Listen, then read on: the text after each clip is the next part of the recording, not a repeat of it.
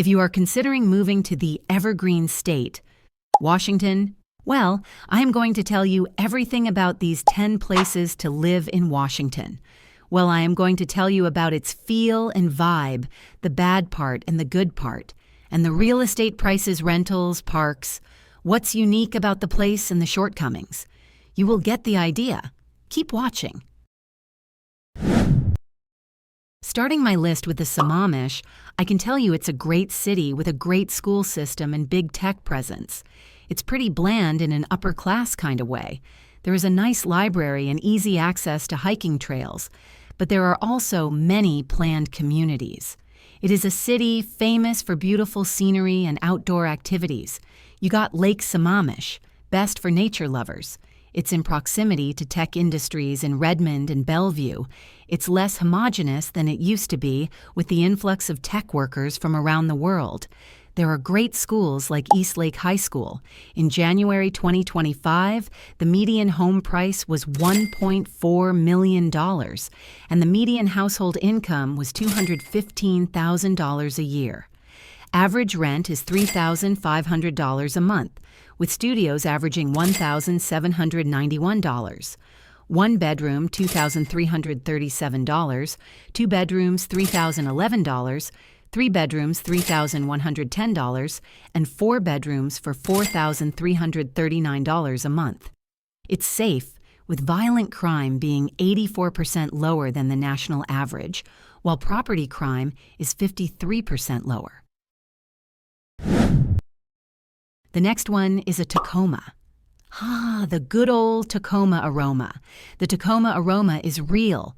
Nestled in the northwest corner of the state of Washington, also called the City of Destiny, it's definitely gritty and more of a little big town with a lot of urban sprawl, but the waterfront is great, and it's much more affordable than Seattle, and is home to the iconic Chihuly Bridge of Glass.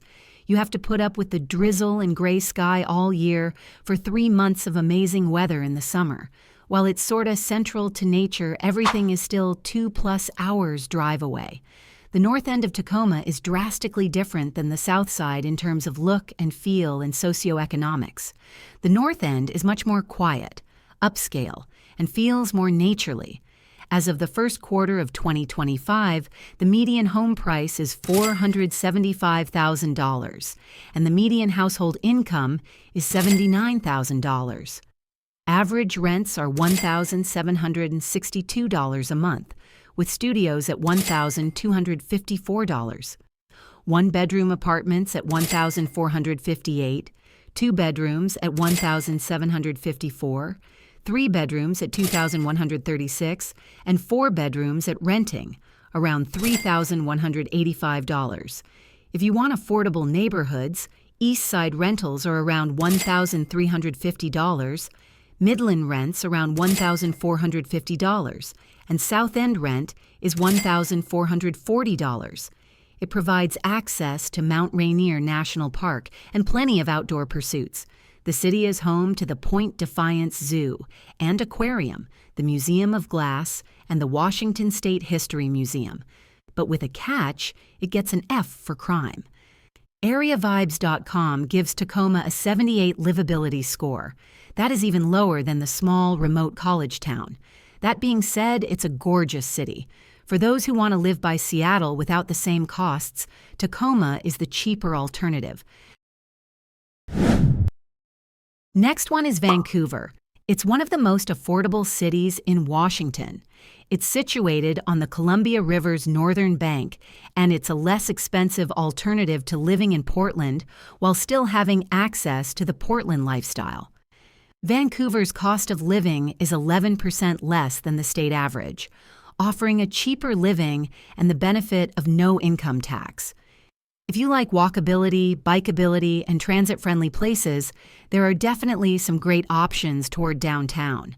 Downtown Vancouver has gotten pretty nice over the last few years. Lots more things to do, an actual strip that goes up Main Street with some pretty cool places to go, like the new waterfront. The median home price is $481,000, and the median household income was $73,650 per year. Average rent is $1,733 a month, with studio apartments renting for $1,404, one bedroom for $1,530, two bedrooms for $1,700, and three bedrooms for $2,000. For slightly less expensive areas, Ellsworth Springs rents around $1,580. Walnut Grove rents around $1,580, and North Image rents around $1,600 are all good choices. Vancouver has breathtaking waterfronts, historic locations like Fort Vancouver, and a booming brewery industry. Residents enjoy no state income tax, as they can shop in Oregon but reside in Washington. But it's becoming more crowded, mostly from people coming from California. The next one is one of the 100 wealthiest zip codes in the States, Mercer Island. It's located in the middle of Lake Washington, between Seattle and Bellevue. If you're looking for a quality education, this is the place to be. It's quiet, family-oriented place with good schools and 475 acres of parks. This area is known for its central location. It's faster to get to downtown Bellevue from North End same with getting to downtown Seattle. There are very few neighborhoods with actual sidewalks to walk on. It's crazy how many people are okay walking on the shoulder on East and West Mercer. The south end of the island is also quiet. It has a grocery store and a few other places that make it feel like a small rural town. It's expensive, like very expensive. An average three-bedroom home on Mercer Island is about $1.9 million. And the median household income is $191,000 a year. Rental buildings on the island are mostly low-rise, garden-style complexes, many built after 2000. The studio apartments typically rent for around $2,155 a month. One bedroom's about $2,680 a month, and two-bedroom apartments typically about $3,200 a month. The only drawback is that if you want to go anywhere, except to the limited places on the island, you need to drive on a freeway. It makes even short errands. Not that short. The next one on my list is Kirkland. If you are considering to move to Kirkland, I would say you won't regret it. There are plenty of amenities, gorgeous sunsets, community activities, all the best things suburbia has to offer. Perched on the eastern shores of Lake Washington, it combines both lakefront living and tech opportunities. The city has waterfront parks, a high quality of life, and proximity to tech titans. Its lake is only a few steps away. Kirkland provides unlimited opportunities for kayaking, paddleboarding, or picnicking near the water. Additionally, the Lake Washington School District is among the highest rated in the state, good for families. The median home price is $1.3 million, and the median household income is $135,700. Rent averages at $2,540. Studios rent around $1,800, $2,300 for one bedrooms, and $2,800 for two bedrooms. From a crime perspective, if you park your vehicle on the street, it'll get prowled if you have anything that makes it look like any valuables are inside. That's about it. East Side is very safe, and I would usually avoid Northeast Kirkland close to Woodinville area. Otherwise, it's comparatively a squeaky clean, high-end, very expensive area to live in.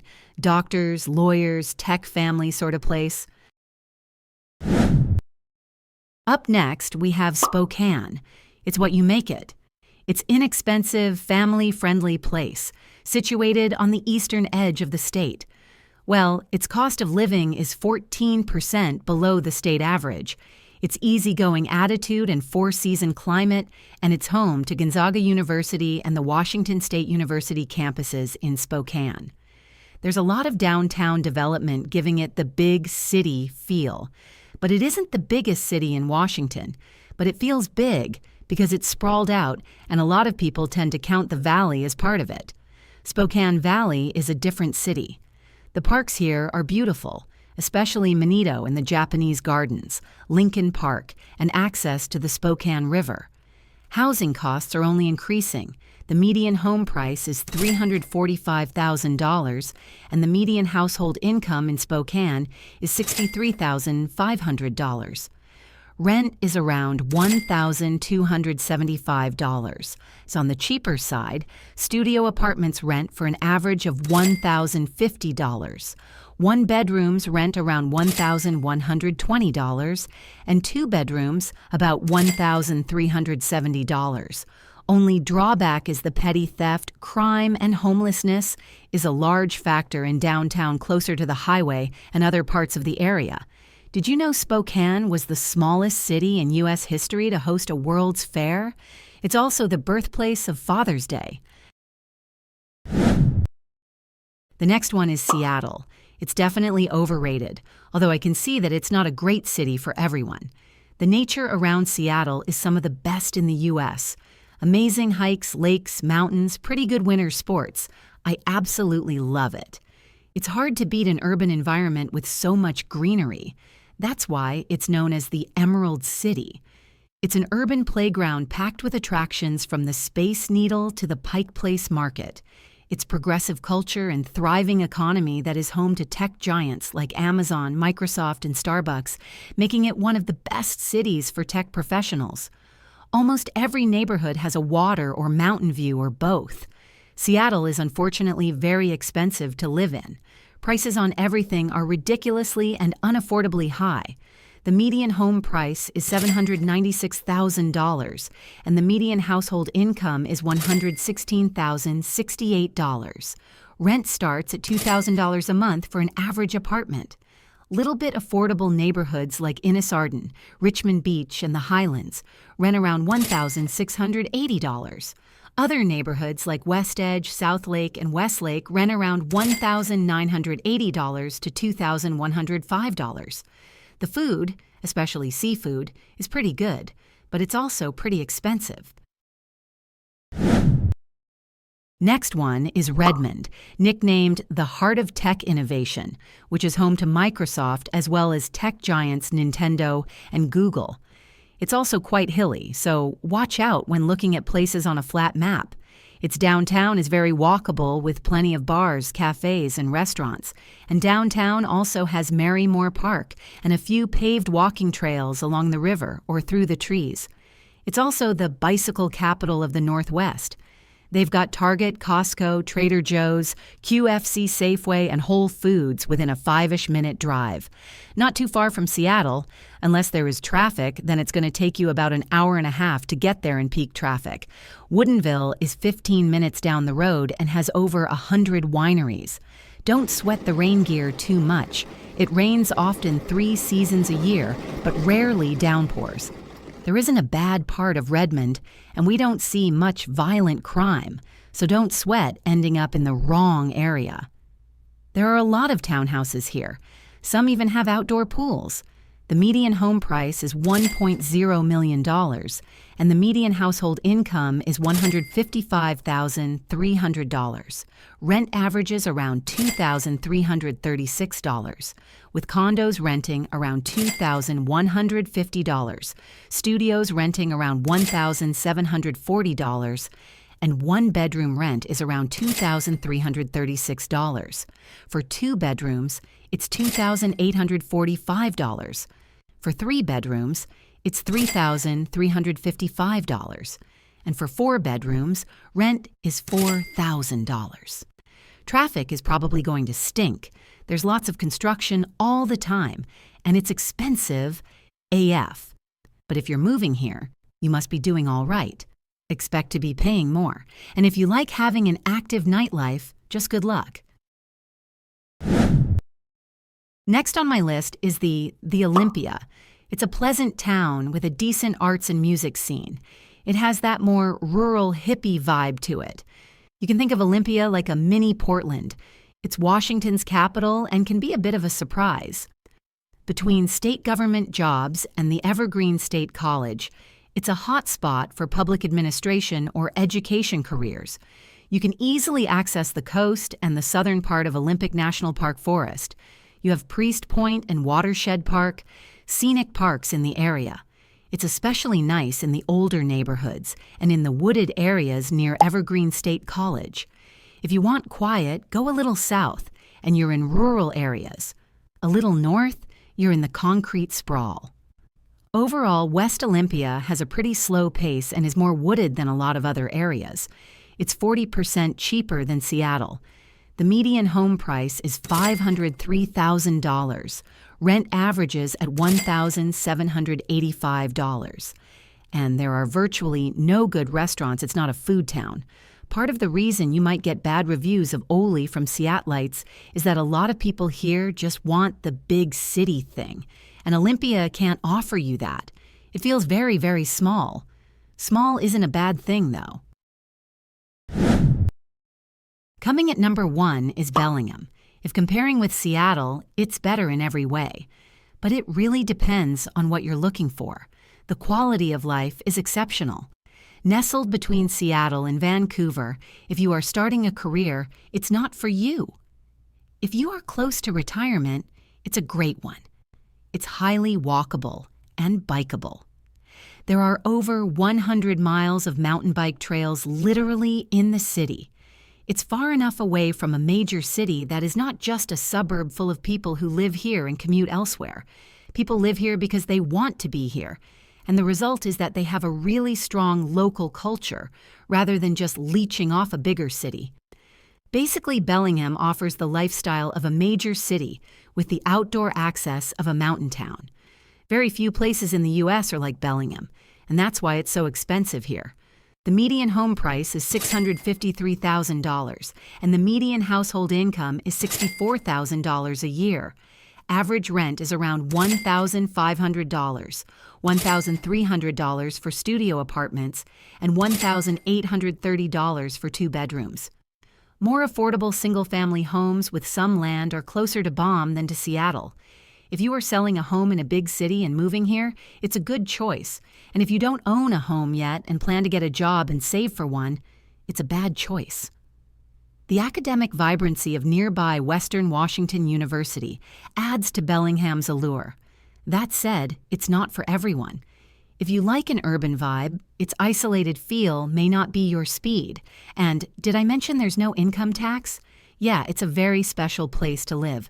Most of the negativity is around housing due to exorbitant housing costs.